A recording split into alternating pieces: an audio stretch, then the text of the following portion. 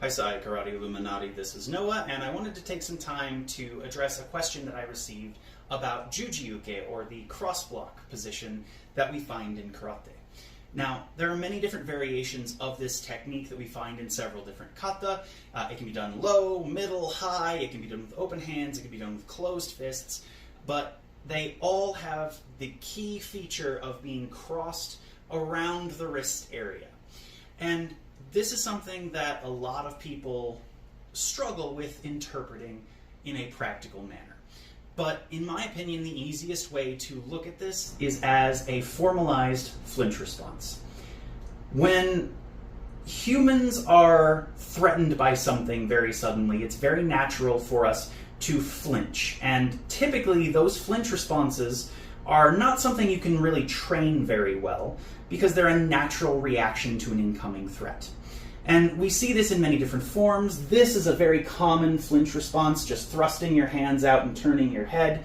But we also see this crossed hands position, very, very similar to a Juji-Uke. And we see things like this as well, which is basically the start of some of our ukewaza techniques.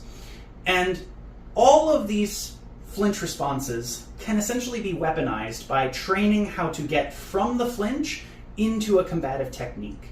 And training Juji-Uke is a way that we can do that.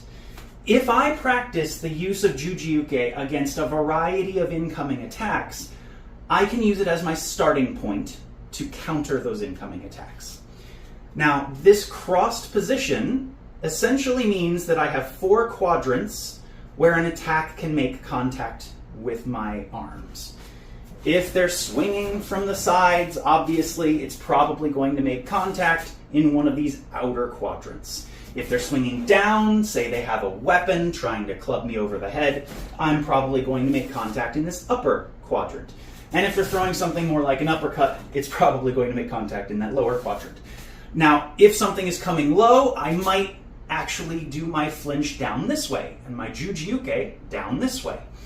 Same idea, we've got this crossed flinch position, there are quadrants involved, but regardless of where it makes contact, I'll know the moment contact is made, and if I have trained how to go from this technique into other techniques, I can counter them. A very common one from Juji-Uke is to turn the hands and pull into a hammer fist. So if a punch had come in, I flinch, the punch makes contact, I pull it and throw my strike across.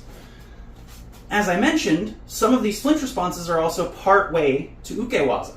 And our ukewaza, our receiving techniques, feature kosa, or crossing actions, which means that they've essentially got built-in Juji-Uke type positions.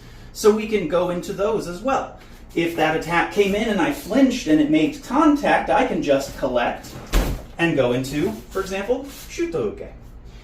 So it is something that has been formalized, obviously. One of the big key differences that you'll see in Juji-Uke compared to the flinch response that is similar is that typically the flinch response has space between the hands. The hands are thrown up in a roughly X shape, but they aren't in contact with each other.